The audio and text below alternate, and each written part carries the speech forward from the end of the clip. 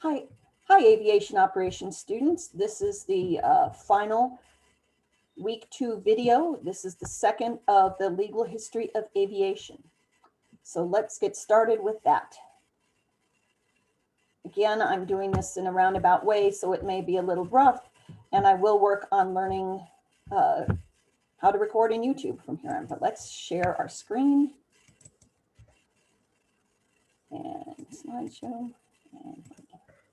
All right, so this is the legal history part 2, the impact of 9/11 and what we're seeing currently. With the impact of 9/11, aviation security changed forever.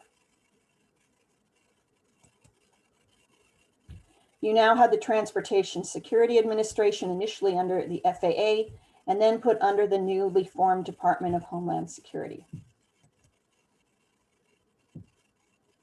Before 9/11, you passed through something, not even always. After 9/11, it changed quite a bit. So now you go through security, you go through metal detectors. Getting on an airplane can be very time consuming. Sometimes during busy periods, you have to get there as much as 3 hours early in order to get through security and get to your flight on time. And a little bit of humor. As we go further, you can't wear a sweatshirt, you can't wear shoes, you can't wear things. Maybe this is where I'll go to. So let's look at modern aviation from a little more positive viewpoint. Pilot training continues to be a good industry. While we have a little bit of a hiccup right now, for the most part, we continue to have a shortage of pilots.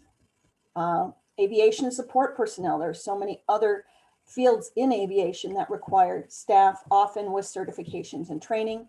We have the airport system, which you looked at a little bit, looking at the follow the numbers, air traffic control, navigation, all the aviation manufacturers making airplanes and all the things to go with them, scheduled air carriers, and now software and technology providers, everything from YouTube channels that will provide you with your ground education to different apps that you can use, such as your ForeFlight that you're using in class.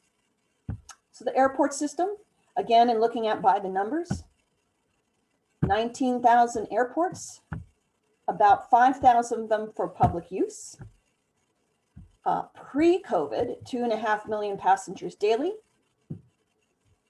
over 10 million scheduled passenger flights annually. Plus, one thing that we tend not to talk about a lot when we're looking at commercial aircraft is there's also a lot of freight that goes through even just the passenger system, and definitely when you have FedEx and others, a lot of freight out there. 10.6 million jobs, $447 billion in annual earnings from aviation-related jobs. Again, things are down now because of COVID, but they are expected to rebound. So this is our airport system. It can be everything from a grass strip with no amenities, though it does look like it probably has some good fishing, to a large complex airport. Many of these airports were built in outlying areas to bigger cities, but the city has filled in around them since then. We have our air navigation system made up of our air route traffic control centers, air traffic control, flight service stations, and then the use of automation in many ways, more information available through computers and telephones, fewer staff, and changes as we saw with weather observations, where most of them are now taken by an electronic system, sometimes augmented by humans, sometimes not. So we look at all the things involved here. Pilots, everyone from introductory students through all levels of ratings. The airport system, both private and public, the air navigation system, manufacturers of aircraft parts, supplies, technology, scheduled air carriers, cargo carriers, as well as the military and corporate aviation. So general aviation, including the aviation service centers, the FBOs, is one piece. Aviation interest groups and museums is another. Our government regulatory system is in place and something that you need to be well aware of as a pilot. And then we also have corporate and military aviation as well.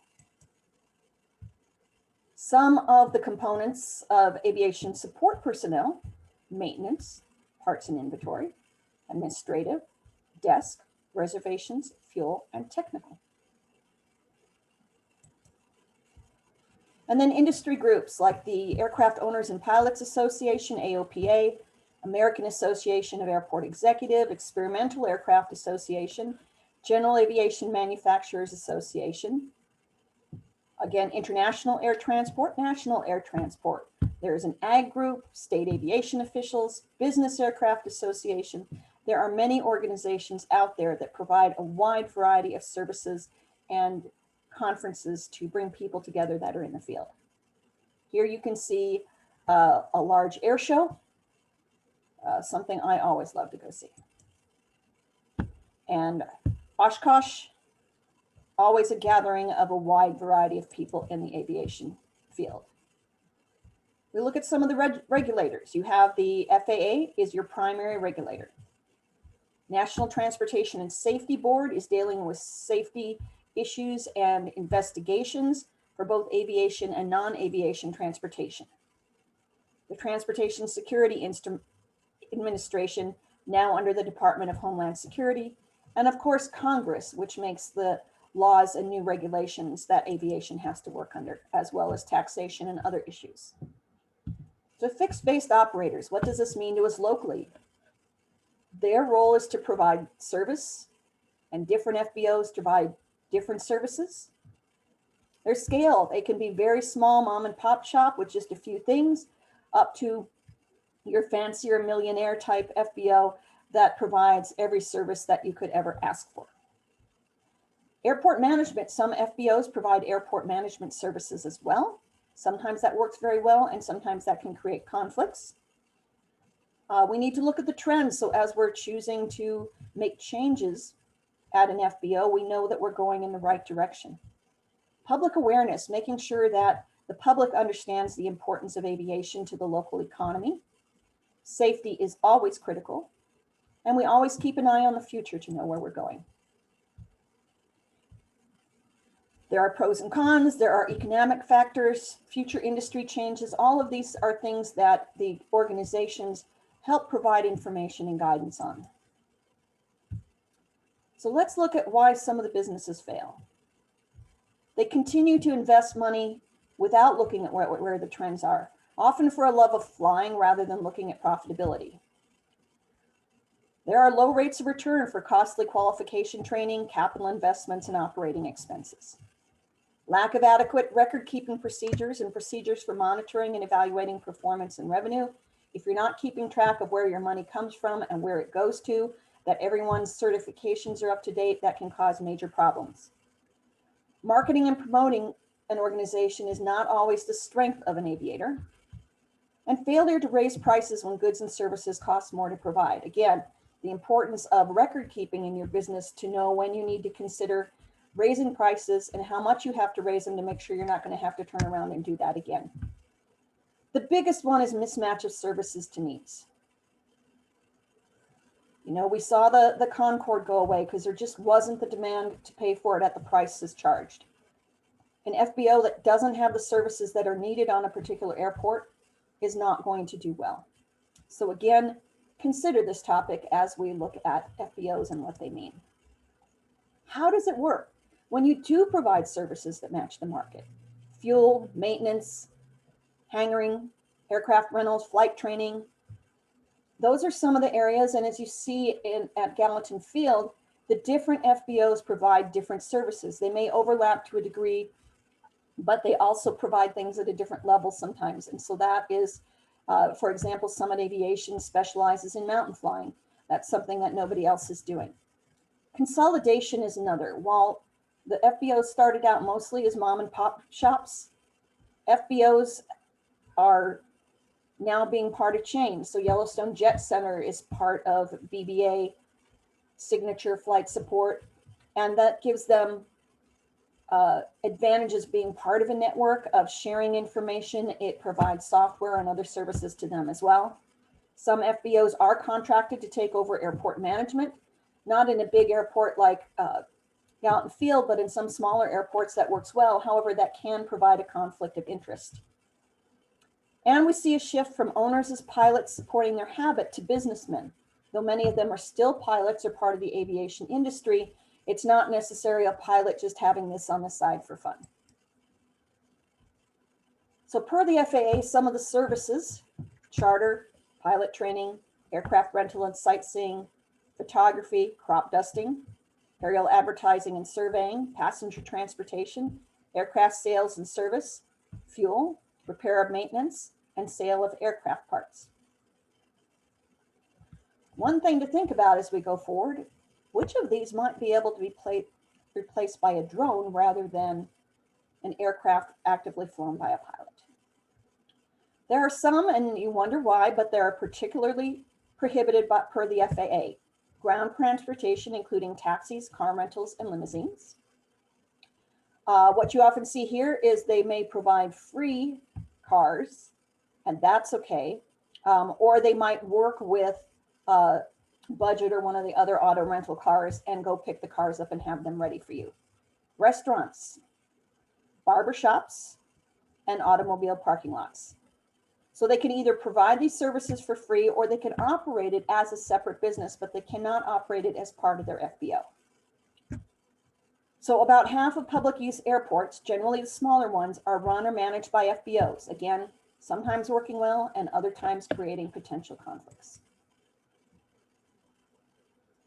Here are some of the businesses that work according to Cessna: air ambulance, aerial pickup and delivery, air cargo, emergency medical supply, fishing, hunting, and I'll add in skiing trips, holiday and vacation travel, new business calls, out-of-town conventions and meetings, personal transportation to special events, and plant-to-plant company transportation. When you need to arrive at the airport 2 or 3 hours early for a flight, there is no way you can visit plants in 4 different cities. But if you charter or own your own business aircraft, all you have to do is drive up and get on the airplane. When you get off the airplane, there's a car waiting for you to go wherever you need to go. And so that makes that kind of travel possible. Other services: transportation of dated articles, newspapers, mail, reports, proposals, retail merchandise, also computer data. You can put a hard drive on an airplane and get it someplace, and they have a lot more secure way of transferring data. Transportation of perishables, everything from food to tropical fish. Troubleshooting with tools. So not every airport is going to have all the tools needed for a maintenance issue. You may be flying in tools or things that they need to help it. Transportation to hub terminals, ski trips, VIP passenger service for clients, customers, or prospects, aerial inspection and control, aerial mapping, aerial photography, and field inspection. And again, I ask you to think, in the future, how might this change, especially with there being more drone activity? So a 1998 survey showed that most FBOs provided 9 or more services. Large companies such as Millionaire or Signature Flight Support provide services such as administrative and scheduling support. So they have a computer system and it can tell you that this executive likes to have green M&Ms on the airplane when he gets on. All that information, what's the level of services they have paid for or expecting, are provided in that database. So again, in 2007, 3,359 FBOs at 3,330 airports with 3,000 foot or longer hard surface runway. The number of locations is no longer decreasing, but the number of companies are, because just like Yellowstone Jet Center, they are being consolidated into the bigger companies. Again, I ask you to contemplate that concept. And public awareness becomes an issue. As the homes build around the airport, and we even see that in Belgrade, there are concerns about pollution, noise, community safety, transportation availability, airport access and equity, product liability, and the image of general aviation. So you need to understand that as a student pilot, you are now an aviation ambassador. In the future, we should be seeing technical improvement in performance, including noise. We're looking at a variety of power sources and safety for flight vehicles and equipment, improved standards of professionalism and business orientation throughout the industry, and those are part of what you're learning in your courses this semester. Reduce fragmentation of the industry while retaining local character. So the Yellowstone Jet Center now belongs to Signature Flight Support BBA.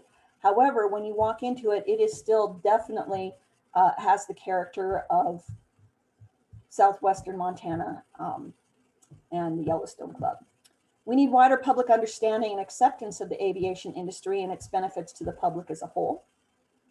Improved use of technology for communication efficiency and cost effectiveness, because costs are going to continue to go up. So if we can be more effective, that is something that will help keep the cost from going up as much. And improved outside liaisons and education. So keep that in mind. You are the ambassador. You are the one who is showing the future face of aviation.